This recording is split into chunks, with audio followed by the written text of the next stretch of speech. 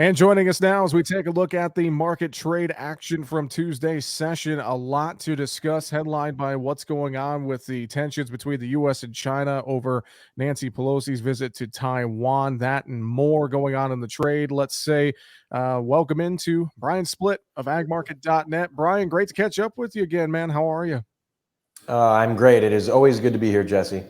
Thanks for the time, Brian. Let's jump right in. Yeah, again, it felt like the markets on Tuesday were just focused completely on this China-U.S. tensions over Taiwan, over Speaker Pelosi's visit there. I know there's other factors, but all these tensions, it just kind of felt like that was the overriding factor throughout Tuesday's trade. The nervousness maybe backed off a little bit as we got to the close, but still, it was there, Brian. What are your thoughts on this whole situation and its impact on the markets right now?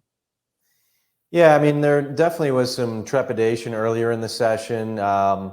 I don't know that we've ever really had a scenario before where people and traders are watching a flight tracker to see if a plane lands or what happens with it. And it definitely had the potential to be a situation that could turn into something, and it still could. But she's on the ground right now. And so, after the plane landed and there was no event, there was a little bit of a relief rally in the grains, in the equities. And then kind of late in the session, everything started to soften back up again. So, I don't know what the objective is, what the goal is of the trip, democracy, right? But I think it's probably a big distraction. I know it's a distraction for the people in China when you've got a Speaker of the House of a foreign country come to Taiwan and they've got their air raid sirens going on. And, not to mention, these are people that can't take money out of their bank, bought a house recently and now it's worth 20% less and they still don't live in the house. So maybe they need a bit of a distraction. I guess I'm wondering what the distraction is for us. Well, and you brought that up with the money situation. I know we've seen some Chinese economic data this week that doesn't look too good. You couple that with the potential here. What does China do to retaliate? We saw them with some military exercises on Tuesday, but I know some folks in the trade are floating the notion: could China, lessen its imports of U.S. grain? Could they try to go to South America more, or Russia, et cetera, et cetera?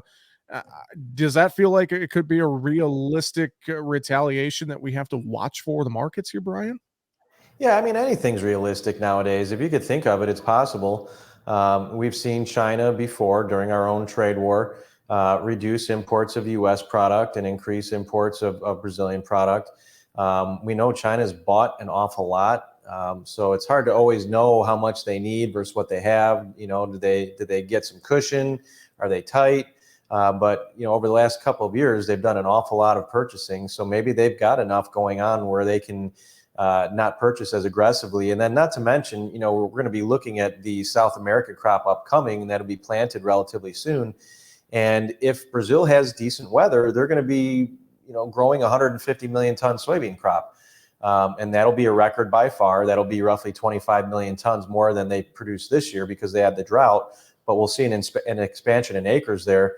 And if we end up seeing that size of a crop out of Brazil this winter, gosh, I mean, you have to imagine that our exports on the second half of our marketing year are going to suffer tremendously. Well, it feels like here starting the month of August, we kind of flipped a switch for some reason, and especially that soybean market. I want to talk about that a little bit. Monday, we came in here, we gave back a good chunk of our final week of July rally in that market. Yeah, I think we're up like $1.50 in beans or whatever through the final week of July. You look here Monday into Tuesday, we gave back some more in soybeans. What are you seeing in this soy market? What are the charts telling you? Does it feel like we're maybe trying to settle into a range here, possibly, Brian? What are you seeing right now?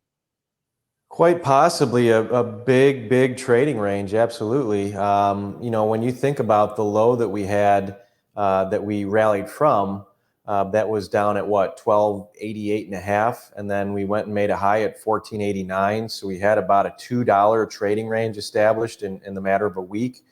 And so today we closed back below the 200-day moving average, which generally has been a little bit of a pivot between being bullish and being bearish from the trade perspective. We do have a gap to fill below us on November soybeans at 13.49 and a quarter. So that undoubtedly is still going to be an objective below the market to go and fill that gap. But right, I mean, do we just take this thing back down to the low 13s, hold that area again, and then maybe start to float back up in anticipation of the August report, which is August 12th? I think you could see something similar in corn. We've got a gap at 5.84 and a quarter, not very far away after making some new lows late in the session today. I know as well the soy meal market that's remaining strong, Brian. Domestic demand is solid. That seems to really be supporting us, and we've seen a big run up in meal here the last couple of weeks. And as you look at the product market, what are your thoughts there, and how that's helping out the soy market here, the soybean market? Yeah, that I think was a big part of the rally that we had off the lows, was the fact that the soybean meal market was running with it. I think we also had, from a timing perspective, some help from the August contract going into delivery. Somebody was getting squeezed from the short side there. We had August meal make new contract highs, not by a little, but by quite a bit. And once that squeeze ends, I think you're going to lose that support from the meal market. But as you mentioned, cash meal market's very strong. I think you're going to continue to see good buying on dips and meal, especially if we see continued liquidation of the oil versus the meal as a trade unwinds. You mentioned corn. Let's move there. I feel like that range is maybe a little more defined than soybeans right now, but I wonder if we go back and maybe test some of those lows, get down around 570, 560s in corn. I know there's some room to go there as well, down to the downside, as you mentioned, but one has to wonder. I feel like $6 is kind of a number that we're going to hover around for a little while. What are your thoughts in corn? Yeah, I think this is the time of year where if we do make some new lows, it might be more in the sense of a downward trending channel where you've got lows that are kind of traveling along the same line. So I wouldn't expect, unless there's a general big picture market meltdown, if we do make new lows in corn at this stage, I think it's where you make a new low by 5, 6, 7 cents, and then you find some support. I do think end users are ready and willing to buy 550 corn. From a retracement standpoint, when you look at contract low to contract high, that 560 area does represent a 50% retracement of the whole move. If we go to the next retracement level, which is 62%, that's going to be around 520. So that would be the next retracement objective. But I guess to answer your question, one of the trades that we've been doing is we've been selling $6 corn straddles.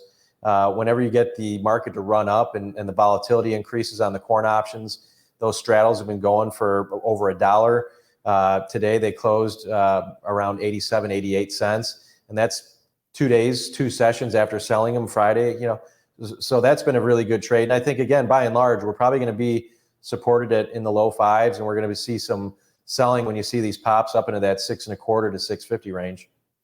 Overall, this weather pattern, of course, is a big story in the markets here, with the hot, dry weather setting up again in the Western Plains, maybe a bit better weather in the East with some more rain showers. I know we have various crop tours coming up through the month of August, Brian.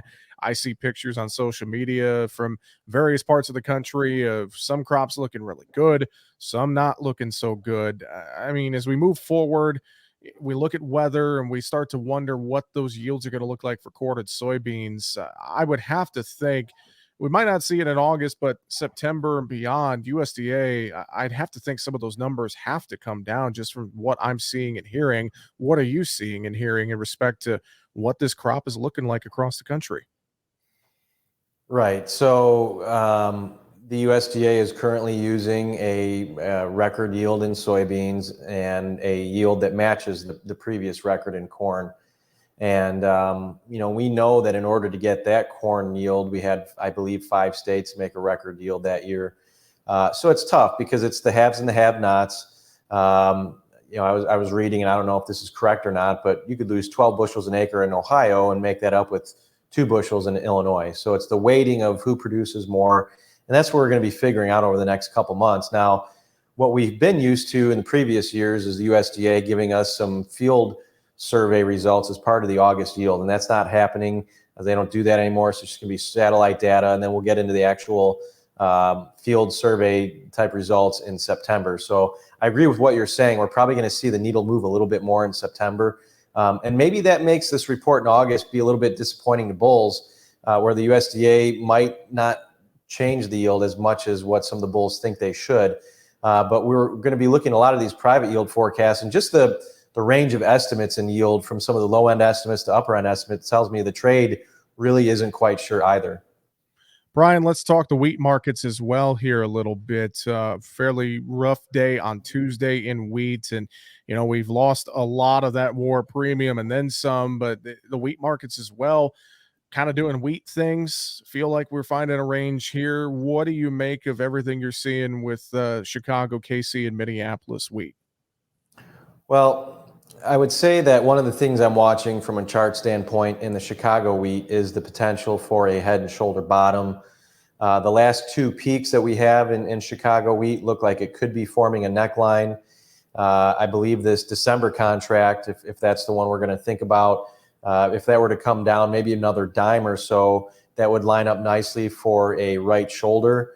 And so if we kind of went down that 10 cents, caught, and then took out recent highs, and that's what you have to do. You have to take out the highs in order to validate the pattern, but that would be a potential head and shoulder bottom.